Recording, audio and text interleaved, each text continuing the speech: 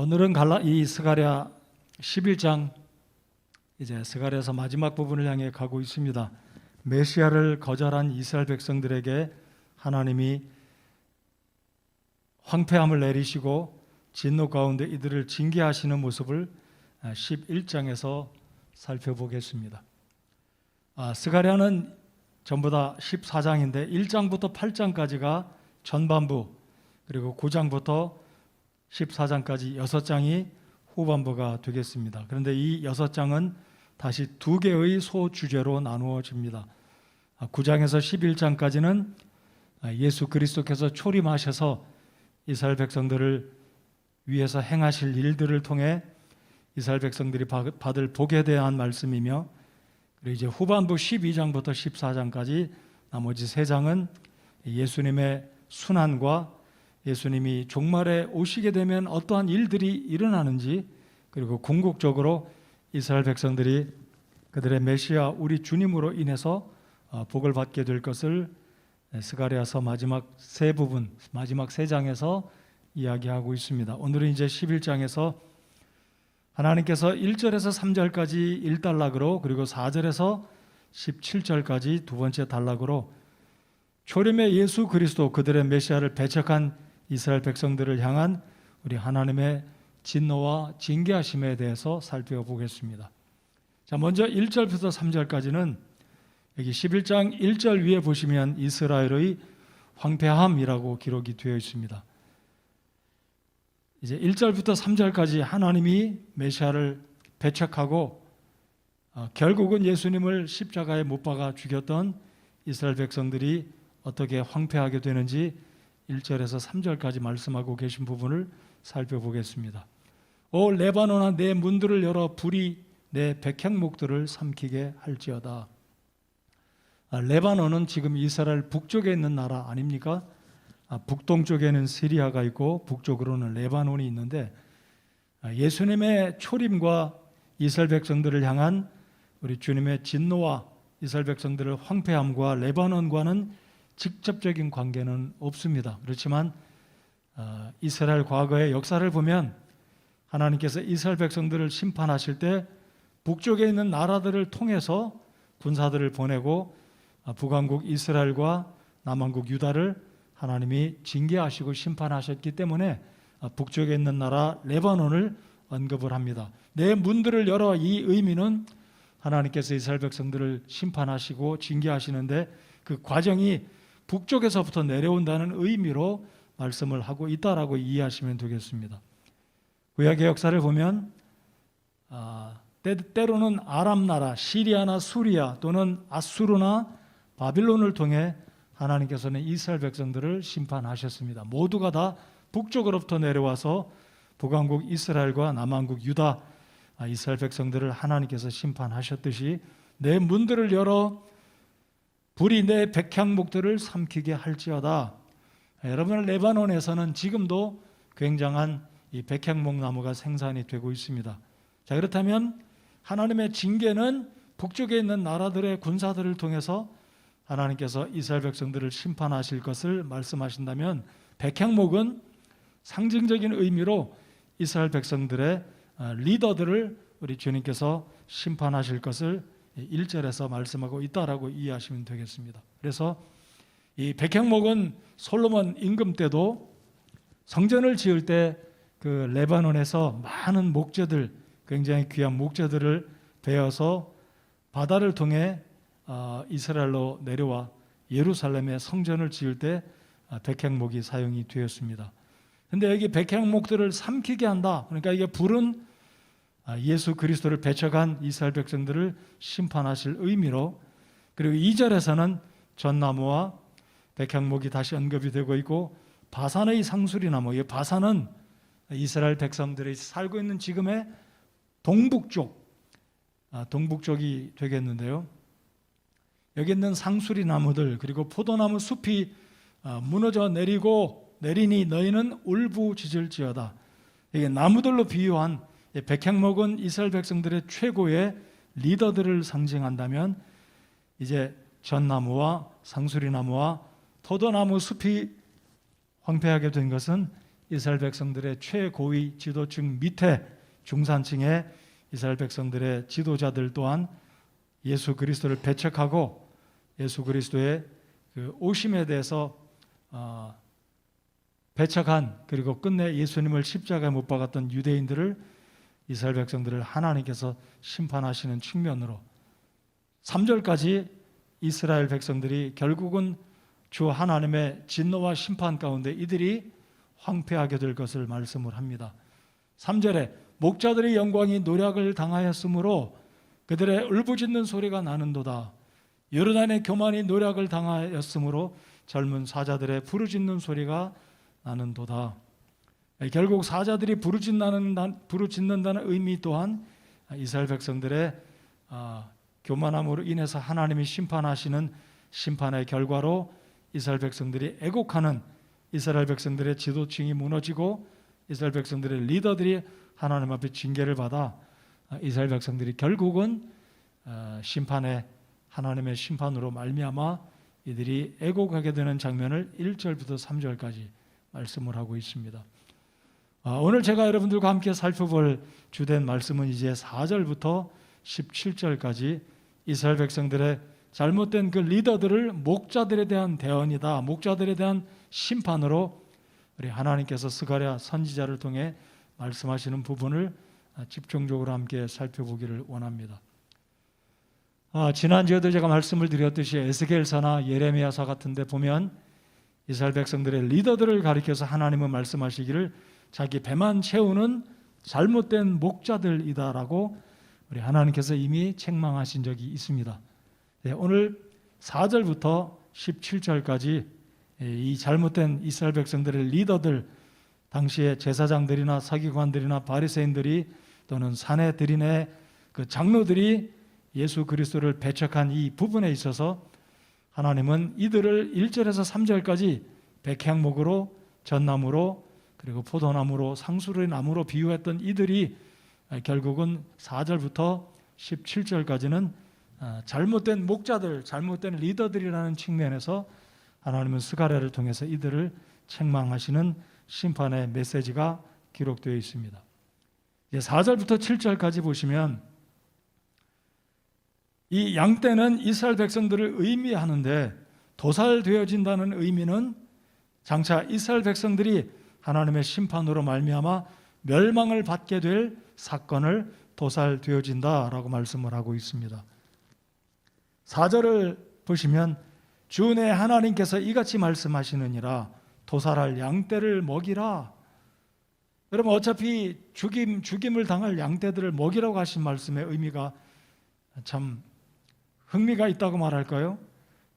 이스라엘 백성들이 결국은 메시아를 거절함으로 주후 70년 예루살렘의 함락 사건을 통해 이스라엘 백성들이 참혹한 하나님의 진노의 심판을 피할 수가 없었습니다.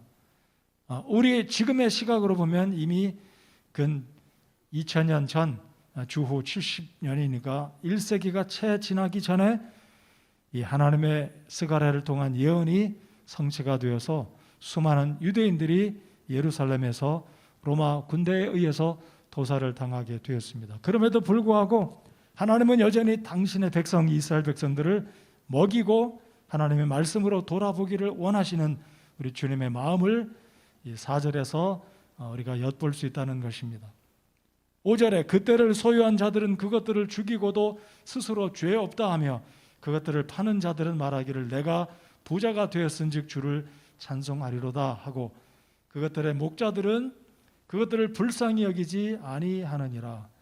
그래서 당시에 예수님이 오셨을 때 이스라엘의 리더들은 여기에 지금 본문에서 말씀하고 있는 것처럼 이 백성들의 목자로 세움을 입었고 리더로 세움을 입었지만 이들은 진정으로 양떼들을 죽이고 죄 없다 하며 양떼들을 사랑하지 않는, 영적으로 이스라엘 백성들을 제대로 이끌어가지 않는 잘못된 리더들이었다는 것을 하나님은 스가랴 선지자를 통해서 말씀하고 계십니다.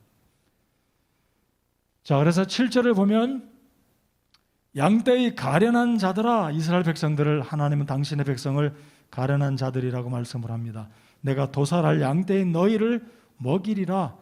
내가 두 막대기를 네 개로 취하여 하나는 아름다움이라 하며 다른 하나는 연합이라 하고 그 양떼를 먹였느니라.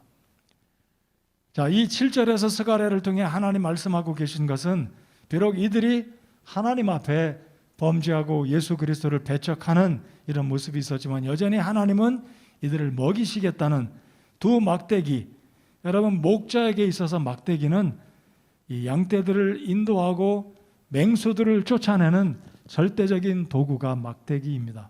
그런데 하나님께서 이 막대기의 이름을 무엇이라고 붙여주셨습니까? 아름다움과 연합이라는 이 두 막대기로 백성들을 하나님이 돌보시는 하나님의 마음을 엿볼 수가 있습니다. 이 아름다움이라는 의미는 또 다른 측면으로 볼 때 은총이다, 하나님의 은혜다라는 측면으로 하나님은 여전히 당신의 백성들을 선대하기 원하셨지만 오늘 말씀을 쭉 보면 결국은 하나님께서 계속해서 하나님을 향해 교만하고 불순종하고 그들의 메시아 예수 그리스도를 배척했던 이들을 향해서 지팡이를 결국은 부러뜨리셨습니다. 그래서 9절 10절에 보면 그리고 14절에 보면 하나님께서 아름다움이라는 막대기 그리고 연합이라는 막대기, 이 목자의 제구인 막대기를 부러뜨렸다는 의미는 하나님이 참고 기다리셨지만 계속해서 이스라엘 백성들이 메시아 예수 그리스도를 배척하는 그들의 교만함과 완악함 때문에 하나님이 목자가 되기를 포기하셨다라는 측면으로 하나님께서 스가랴를 통해 이들에게 말씀을 주고 계십니다. 여러분, 목자가 막대기를 부러뜨렸다는 의미는 내가 너희들을 더 이상 돌보지 않겠다. 내가 너희들을 해치려는 일이 때나 곰이나 맹수가 오면 내가 더 이상 너희들을 보호하지 않겠다라는 측면으로 우리 하나님께서 스가랴를 통해 완악한 이 유다 백성들, 이스라엘 백성들에게 막대기를 부러뜨리겠다라고 우리 주님께서 말씀을 하십니다. 얼마나 안타깝습니까?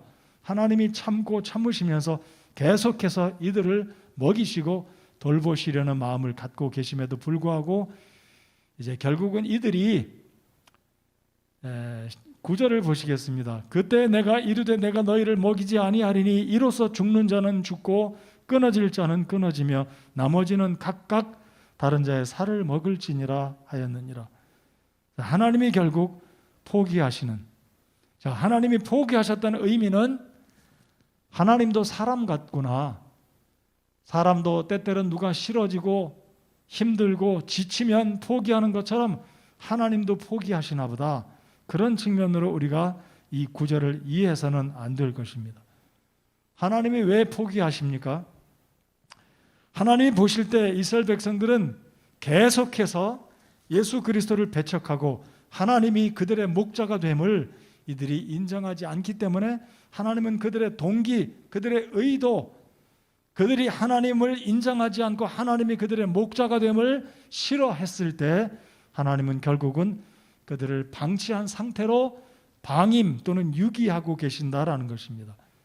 우리 신약성경 로마서 1장 28절을 열어서 이런 측면에 하나님이 누구에게 방임하고 방치하고 계시는지 로마서 1장 28절에 바울 사도가 이야기하고 있는 이 구절을 한번 읽어본다면 이해가 갈 것입니다. 신약성경 로마서 1장 28절입니다. 신약성경 로마서 1장 28절 226페이지 다 같이 읽겠습니다. 시작. 또한 그들이 자기 지식 속에 하나님 두기를 싫어하매 하나님께서도 그들을 버림받은 생각에 내주사 합당하지 못한 그 일들을 행하게 하셨으니, 여러분, 하나님이 방치하고 죄 가운데 살아가도록 방임하는 사람들은 진짜로 불행한 사람들입니다. 여러분, 하나님이 모든 사람들이 구원받기를 원하시고 기다리고 계시지만 하나님이 그냥 포기한, 방치한 상태에 두는 사람들. 자, 이 사람들이 어떤 사람들입니까? 21절을 제가 읽겠습니다. 그들이 하나님을 알되 그분을 하나님으로 영화롭게 하지도 아니하고 감사하지도 아니하며 오히려 자기들이 상상 속에서 허망해지고 또 그들의 어리석은 마음이 어두워졌나니 23절 3절 썩지 아니할 하나님의 영광을 썩을 사람이나 새나 네 발 달린 짐승이나 기어다니는 것들과 같은 형상으로 바꾸었느니라. 이들의 죄악된 모습은 24절 그러므로 하나님께서도 방치하신다는 거죠. 하나님께서도 그들의 마음의 정욕을 통해 부정함에 내주사 그들이 자기들의 몸을 서로 욕되게 하셨으니 27절 동성애자들 하나님이 방치하신다는 거죠. 그들은 하나님이 계신 것을 알면서도 대부분의 동성애자들은 하나님을 인정하지 않겠죠. 그러나 이 문맥을 보면 21절 온 세상을 지으신 분이 하나님이시고 전능자가 계신 것을 아는 사람들 가운데 하나님께서 하나님을 믿으려고도 안 하고 하나님을 인정하지도 않고 하나님을 그들의 생각 속에 마음 속에 두는 것조차 싫어할 때 하나님께서 그들의 정욕 속에 부정함에 내어주셨다. 이 구절을 또한 우리가 잘 이해해야 하겠습니다. 하나님이 그들로 하여금 죄를 짓게 했다는 게 아니라 그들의 육신적인 부정함, 그들의 정욕을 통해 부정함에 내어주셨다. 그러니까 그들의 죄를 먹고 사는 것이죠. 그래서 27절 남자들도 이와 같이 본래대로 여자 쓰기를 버리고 서로를 향해 욕정이 불릴 듯하여 남자가 남자와 더불어 보기 흉한 짓을 행함으로 자기 잘못에 합당한 보응을 자기 속에 받았느니라. 그래서 스가랴 11장 이 잘못된 리더들, 이스라엘의 목자들 궁극적으로 나아가서 이스라엘 온 백성들을 하나님께서 결국은 그들의 목자가 되시기를 잠시 내려놓으시고 방치하시는 하나님의 마음을 이 스가랴서 11장을 통해서 우리가 살펴볼 수가 있겠습니다. 그래서 하나님이 결국은 10절에 보면 내가 아름다움이라 하는 내 지팡이를 취하여 부러뜨렸으니 이것은 내가 온 백성과 맺은 내 언약을 깨뜨리려 함이었노라. 자, 하나님은 이 구원의 언약을 이번 여기 스가랴 11장에서 깨뜨려 버리고 다시는 구원의 은혜 그 약속 언약 다윗에게 맺었던 언약 창세기 3장 15절에 언약하신 여인의 후손이 뱀의 머리를 상하고 결국은 온 세상의 사람들이 예수 그리스도를 통해서 구원받게 하려는 하나님의 구속의 그 약속까지 깨버렸다는 의미가 아니라 잠시 하나님께서 이스라엘 백성들을 방치하시고 그들에게 베푸시기로 한 은혜를 잠시 홀드하신다는 측면에서 11절을 이해하기 바랍니다. 온 백성과 맺은 내 언약을 깨뜨리려 함이었노라. 그래서 결국은 하나님께서 이 백성들을 그들의 죄로 인해서 그들의 완악함, 예수 그리스도를 메시아로 인정하지 않는 그들의 교만한 죄로 인해서 하나님은 이 백성들을 잠시 하나님께서 그들의 목자가 되는 것을 내려놓으시고 방치하셨다라는 것입니다. 자, 그래서 9절에 보면 얼마나 참혹한 상황이 이어지고 있냐면 9절을 다 같이 한번 읽어보시겠습니다. 시작. 그때 내가 이르되 내가 너희를 먹이지 아니하리니 이로써 죽는 자는 죽고 끊어질 자는 끊어지며 나머지는 각각 다른 자의 살을 먹을지니라 하였느니라.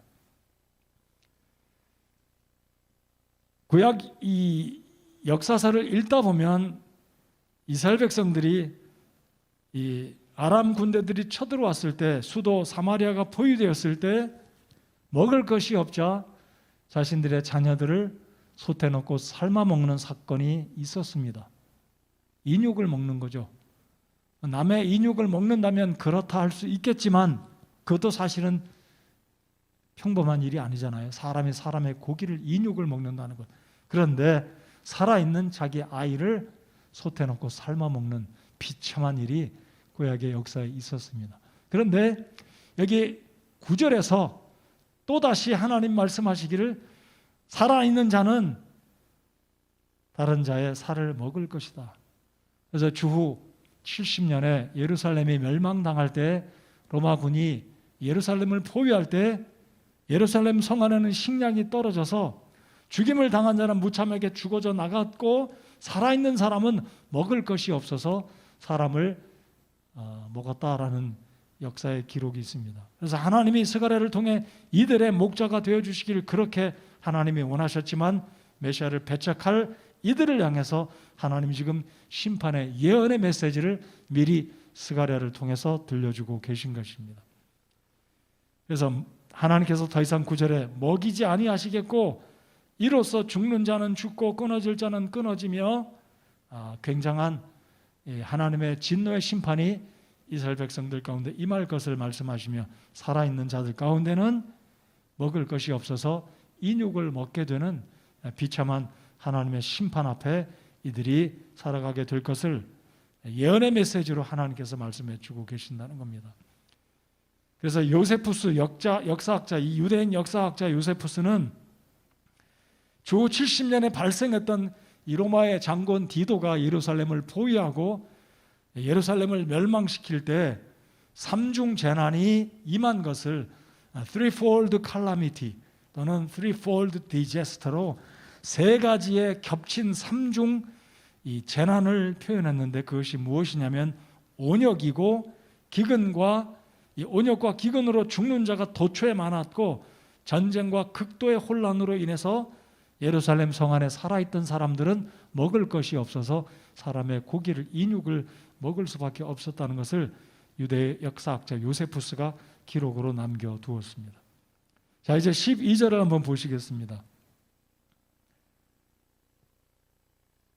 이제 지팡이가 부러집니다. 10절에 아름다움이라는 지팡이가 부러지고 하나님께서 더 이상 이들에게 목자가 되어주시기를 이들을 먹이고 돌보는 일을 하나님이 포기하시고 이들의 죄악상 가운데 방임하심으로 이들이 참혹한 외국인의 그 로마의 공격으로 말미암아 재앙을 맞이하게 되는데 이제 12절을 보시면 내가 그들에게 이르되 너희가 좋게 여기거든 내 값을 내게 주고 그렇지 아니하거든 그만두라매 이에 그들이 은 30개를 달아 내 값으로 삼으니라. 은 30개 하면 가룟 유다가 예수님을 팔았던 30개 은전이 생각날 것입니다. 자, 그러면 이 12절에서 은 30개를 내게 다오라고 하신 말씀은 무엇이냐면 우리 하나님께서 이들의 목자로 이들을 지켜주고 보살펴 주셨는데 내가 그들에게 이르되 너희가 좋게 여기거든 그동안 내가 너희를 목자로 지키고 인도하고 보살폈으니 만약에 나에 대해서 감사해서 값을 내게 준다면 얼마를 주겠느냐라고 물었을 때 이들이 은 30개를 우리 하나님께 드렸다는 겁니다. 자, 12절 하반절에 보시면 이에 그들이 은 30개를 달아 내 값으로 삼으니라. 그런데 13절을 다 같이 한번 읽어볼까요?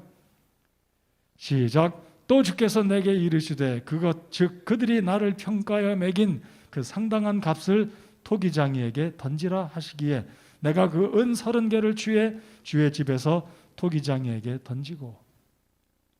자, 왜 하나님께서 이스라엘 백성들에게 스스로 여쭤보신 후에 은 30개를 받으시고 나서 그 은 30개를 토기장이에게 매몰차게 아주 던져버리셨습니다.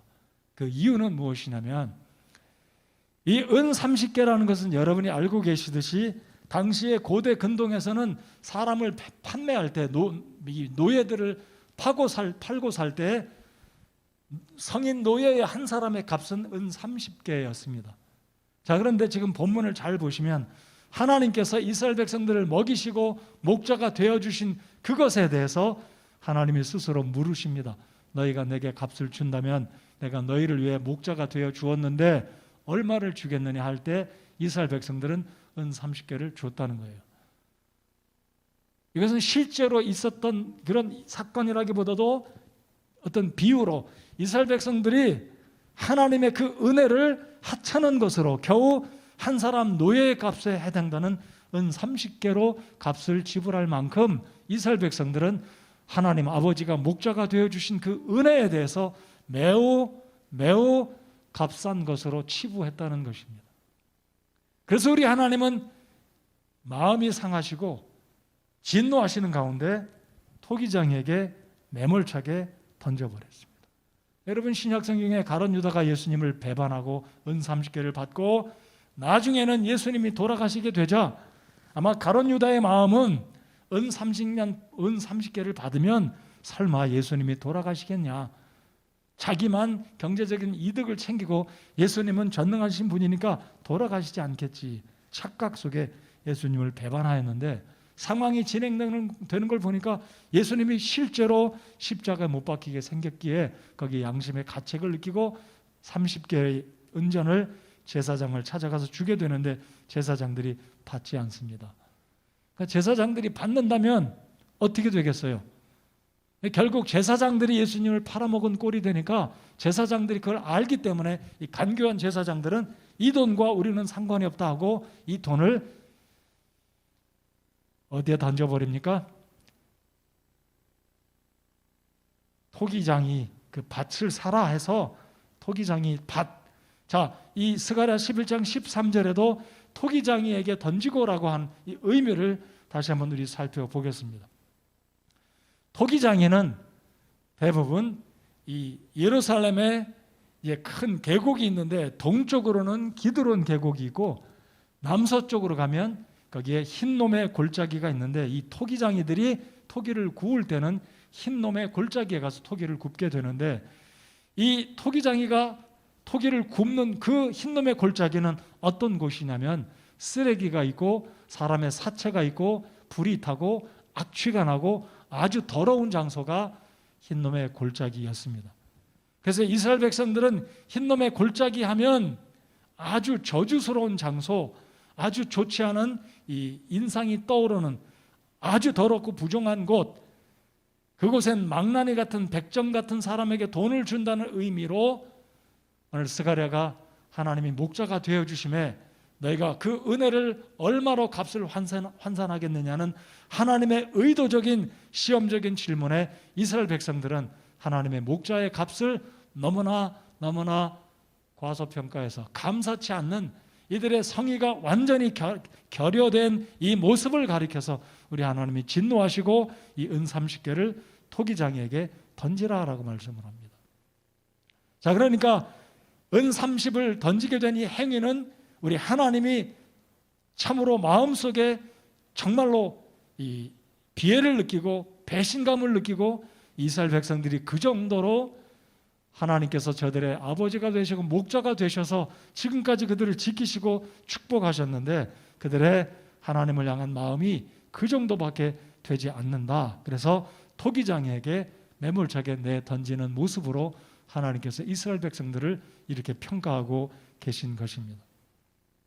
자, 이것이 신약 성경에서는 정확하게 가룟 유다가 예수님을 은 30냥에 팔아먹고 결국은 불의의 삭스로 제사장들이 토기장의 밭을 산다는 던져버리는 그 모습과 일치하는 측면에서 우리 예수 그리스도가 유대 그리스도인 이 유대 백성들에게 거절당하는 가룟 유다에게 배반을 당하긴 했지만 동일하게 이스라엘 백성들은 초림의 예수 그리스도를 배척하고 예수 그리스도의 은혜와 예수님의 십자가의 그 사랑을 메시아로 오신 그 위대하신 예수님의 오심에 대해서 이들이 이해하지 못했다는 것을 동일한 선상에서 같은 맥락에서 이야기하고 있다라는 것입니다.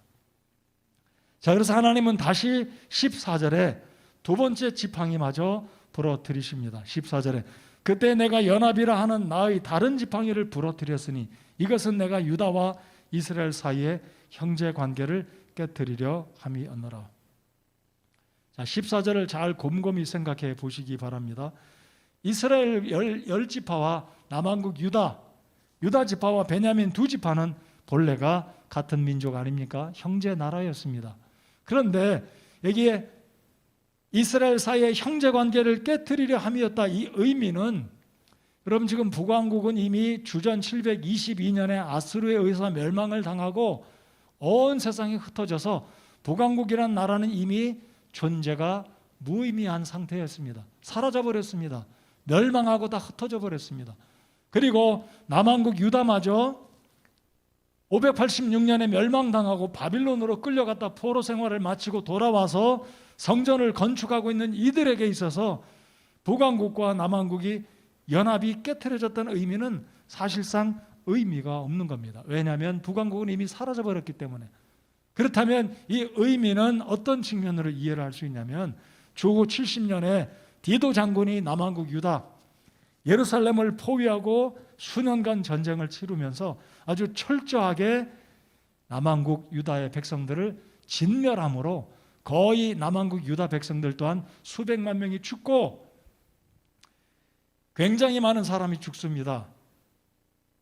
기록에 의하면 110만 명에서 150만 명가량의 유대인들이 죽고 110만 명가량이 포로로, 즉 노예로 온 세상으로 팔려나가게 됩니다. 그래서 이 의미는 이스라엘 사이, 유다와 이스라엘 사이의 형제관계를 깨트린다는 의미는 하나님께서 철저하게 남왕국마저도 하나님의 진노의 심판 아래 남왕국 유다 예루살렘이 멸망하고 예루살렘에 남아있던 유다인들조차도 온 세상에 흩어질 것을 예수 그리스도의 초림 이후에 스가랴를 통해 하나님 미리 내다보시고 이들에게 진노의 예언으로 이들에게 지금 말씀하고 계신 것입니다.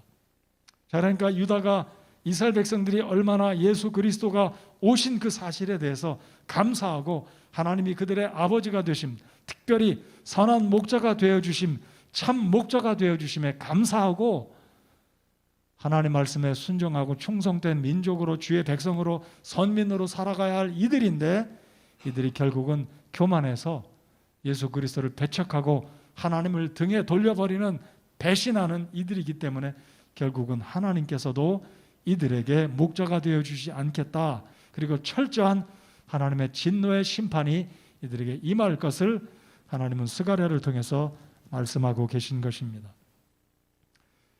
자, 이제 15절을 보시겠습니다. 주께서 내게 이르시되 또한 어리석은 목자의 기구들을 내게로 취할지니라. 15절은 좀 이해하기가 어려운 구절이지만 히브리어 문맥을 보면 목자의 기구들을 내게로 취할지니라, 이 의미는 이제 또 다른 목자들을 하나님께서 유다 백성들, 이스라엘 백성들에게 세워주시겠다는 의미로 이해할 수가 있는데요, 설상가상으로 하나님께서 이들의 목자가 되어주심을 포기하셨는데 이제는 이들에게 목자가 생기기는 생기는데 이 목자들은 어떤 목자이냐면 이스라엘 백성들을 잡아먹는 목자였습니다. 그러니까 차라리 목자가 없으면 좋았을 텐데 하나님께서 이들에게 목자를 세워주시는데 하나님의 선하심, 그 참 목자 되신 예수 그리스도, 하나님을 배척한 이들에게 하나님이 목자를 세워주시는데 이 목자들은 악한 목자들이었습니다. 그러니까 설상가상으로 하나님이 참 목자가 되어주시지 않는 것도 서글프고 아쉬운 일이지만 하나님은 이들에게 악한 목자를 세워주심으로 이들을 잡아먹게 한다는 거죠. 16절을 보시겠습니다. 보라, 내가 한 목자를 그 땅에 일으키리니 그가 끊어진 자들을 돌아보지 아니하고 어린 자를 찾지 아니하며 상한 자를 고치지 아니하고 잠잠히 서 있는 자를 먹이지 아니하며 오히려 기름진 것들의 고기를 먹고 또 그것들의 발굽들을 갈기갈기 찢으리라. 그러니까 이 악한 목자들이 세움을 입고 6가지 잘못된 행위를 저지를 것이다 라는 것입니다. 그 6가지가 무엇입니까? 6가지는 첫 번째, 그가 끊어진 자들을 돌아보지 아니하고, 이스라엘 백성들이 상하고 고난 가운데 있을 때 세움을 입은 이 목자들은 이스라엘 백성들을 케어하지 않을 것이다 이거죠. 어린 자를 찾지 아니하며, 여러분 잃어버린 양이 목자를 잃어버리고 목자를 떠나 잃어버렸을 때 얼마나 위험합니까? 그건 죽은 목숨이잖아요. 그런데 어린 자를 찾지 아니하며, 어린 양 때는 이거는 더 죽음이죠. 근데 이 악한 목자들은 끊어진 자를 돌아보지도 않을 뿐만 아니라 어린 자를 찾지도 아니하며 잃어버린 어린 양을 찾아 나서지도 않는다라고 이야기합니다. 그리고 세 번째로 상한 자를 고치지 아니하며 잠잠히 서 있는 자를 먹이지 아니하며, 이 4가지 악행을 저지릅니다. 그리고 이제 긍정적인 측면에서는 또 다른 긍정적인 측면에서 이 부정적인 4가지 측면은 지금 말씀드린 것과 같고, 이제 나머지 2가지 부정적인 측면에서 보았던 것은 그렇다면 긍정적인 측면이지만 어떤 긍정적인 측면이냐면 이 악한 목자들은 자기 배만 채우는, 양을 잡아먹고 양 가죽을, 양털을 벗겨서 자기들의 부를 채워가는 악행을 저지르는 사람들일 것이다 라는 겁니다. 그리고 발굽들을 갈기 찢으리라. 결국 양의 고기를 먹기 위해서 양을 잡아먹는 악한 목자들을 하나님께서 스가랴를 통해 이스라엘 백성들에게 임박한 이 진노, 예수님이 오셨을 때 계속해서 주님을 부인하고 배척하는 이들의 이스라엘 백성들의 죄를 하나님께서 스가랴를 통해 말씀해 주고 계십니다. 자, 그래서 이 악한 목자들은 결국 하나님이 세우라고 말씀하셨지만 그럼에도 불구하고 이 악한 목자들을 향해서 우리 하나님이 또한 그 악한 목자들을 심판하실 것을 17절에서 말씀을 하십니다. 17절, 그 양떼를 버리는 우상 목자에게 화가 있을지어다. 우리 하나님은 악한 목자들을 세우셨지만 우리 하나님께서 그 악한 목자들에게 화가 있을 것을 말씀하시며 그들에게 이 말 재앙, 심판, 진노는 무엇입니까? 칼이 그의 팔과 오른쪽 눈에 임할 것이다. 칼이 그의 오른팔, 여러분 오른팔이 칼에 임한다는 말은 팔이 끊어진다는 말이 아니겠어요? 여러분 오른팔을 상하면 그 사람 힘쓰겠습니까? 자기 보호하지 못하잖아요. 결국 하나님께서 약한 목자들을 심판하시겠다. 자, 그리고 그의 오른 눈이 완전히 어둡게 되리라. 여러분 구약 성경을 읽다 보면 적군은 다윗에게 이스라엘 백성들에게 너의 오른 눈을 빼고 우리의 종이 되라고 맹세하라. 오른 눈을 뺀다는 의미는 활을 쏠 때 활 시위를 당기고 오른 눈으로 관역을 향해서 바라보기 때문에 오른 눈을 잃어버린다는 것은 군사들에게 있어서 치명적인 손상입니다. 싸울 수 없다는 거죠. 자, 그러니까 하나님은 이 거짓 목자들, 잘못된 사람들을 세우라고 말씀하심과 동시에 이들을 또한 심판하시겠다라고 말씀합니다. 자, 그렇다면 오늘 여기 11장에서 언급되고 있는 이 악한 리더들, 1절에서 3절까지 이 리더들을 주님이 심판하시고 이스라엘을 황폐케 하겠다는 말씀을 언급하셨고 4절부터 이제 14절까지 이스라엘 백성들을 잘못되게 인도해 갔던 악한 지도자들은 누구입니까? 굉장히 많은 해석이 여기 뒤따라 붙는데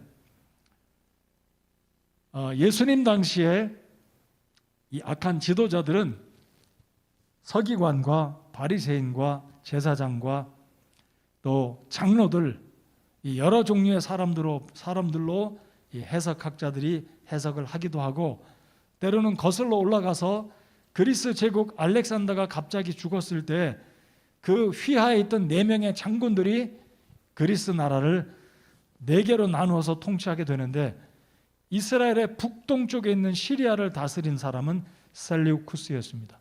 그래서 셀류쿠스 왕조가 악한 지도자들이다라는 해석도 있고 로마 제국의 군대들을 이 로마 제국의 통치자들을 악한 지도자다라고 보는 해석도 있지만 저는 개인적으로 그렇게 생각하지 않고 이 악한 지도자들은 바리새인과 서기관과 예수님 당시의 제사장들로 산헤드린의 주로 멤버였던 장로들로 저는 이해를 합니다.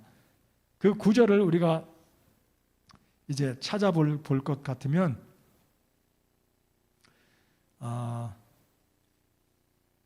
12절을 12절이 아니고 저희들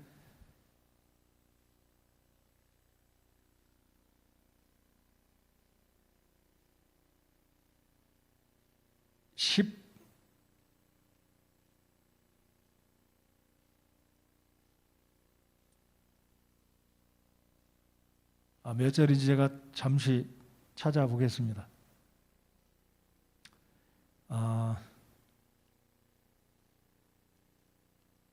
10절에서 14절 사이에 들어있는데요.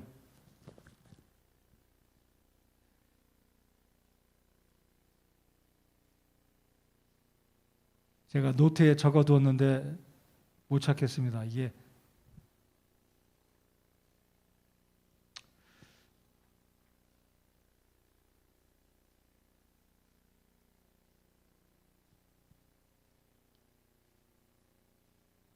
(8절을) 보겠습니다. 8절.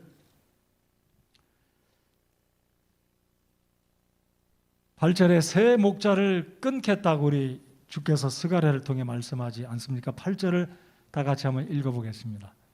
시작. 또한 한 달 동안에 내가 새 목자를 끊었노라. 내 혼이 그들을 심히 싫어하였고 그들의 혼도 나를 몹시 싫어하였느니라. 자, 여기서 포인트는 힌트라고 말씀드릴 수 있다면 그들의 혼도 나를 몹시 싫어하였느니라.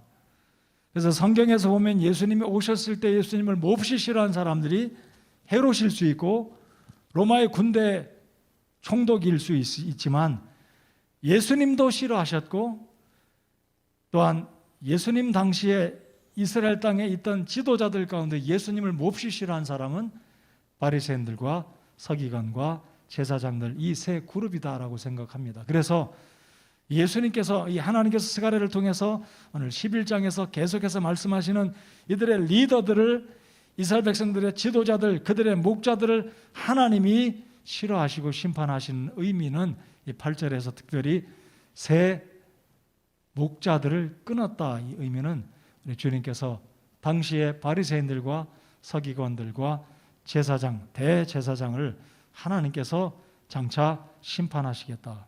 이들이 잘못된 이스라엘 백성들의 지도자들, 리더들이었다는 것을 1절에서 3절까지 말씀하시고 궁극적으로 이들이 예수 그리스도를 배척함으로 예수님께서 십자가에 못 박혀 돌아가시게 되었지만 하나님께서도 이들을 결국은 지도자들을 끊으셨을 뿐만 아니라 그 밑에 있는 넓은 차원에서는 이스라엘 모든 백성들을 결국은 예수 그리스도를 배척한 이들을 주님께서 심판하시고 주후 70년경에 하나님께서 이와 지금 언급한 이 놀라운 엄청난 이 재앙들이 이스라엘 백성들에게 임하게 되었다는 사실을 스가랴 11장에 하나님은 예언으로 우리에게 말씀해 주고 계십니다. 자, 그렇다면 오늘 말씀의 이 11장에 교훈되어야 될 것, 결론이라고 말씀을 드린다면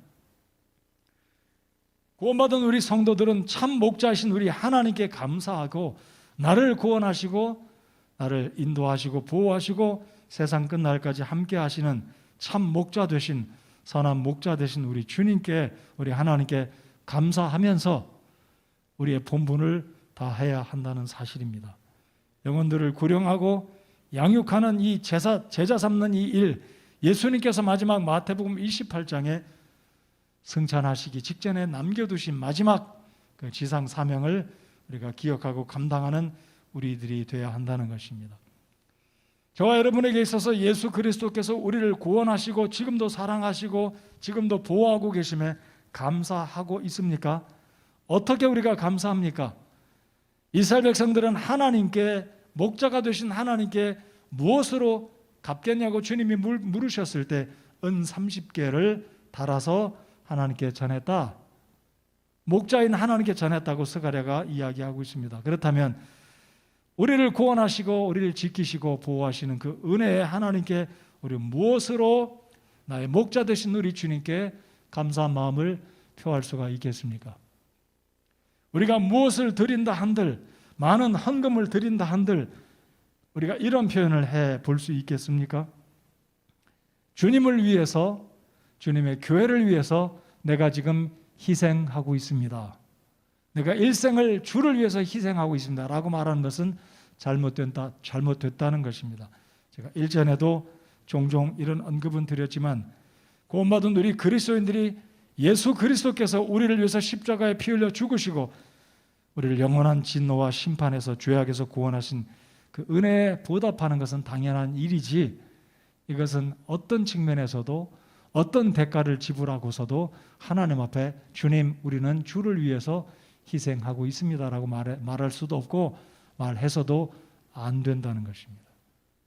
우리 하나님은 은 30개를 주님께 드렸을 때 우리 하나님은 비애를 느끼고 분노하시고 은 30개를 어디에다 던졌습니까? 토기장이에게. 그만큼 30개의 은전은 우리 하나님 앞에 쓸모없고 가치가 낮은 하나님을 모멸한 것과 같은 것으로 참 목자 되신 하나님을 이들이 능멸하고 능욕했다는 의미로 하나님이 분노하시고 말씀하신다는 것입니다.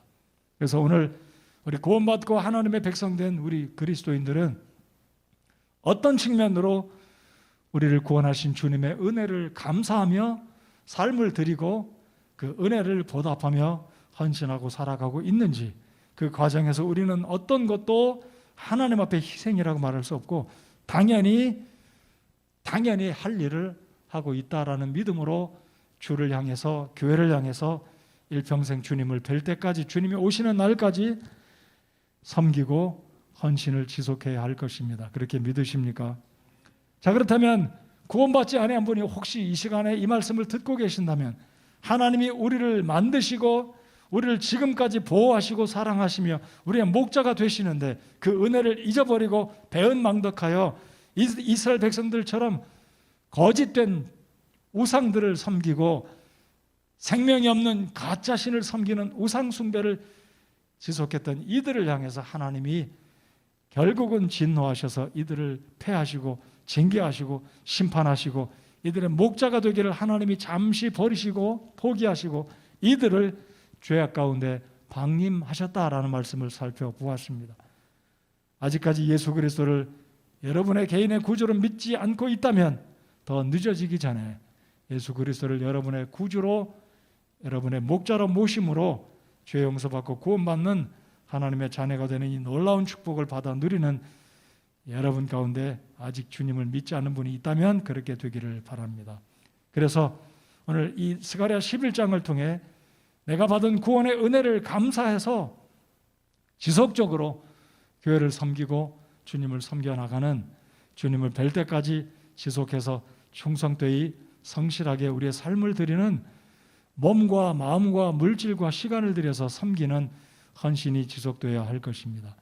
예수 그리스도는 초림하셨고 초림하신 예수님은 구약성경에 예언과 같이 다시 오실 것입니다. 여러분 믿으십니까? 예수님 분명히 다시 오실 것입니다.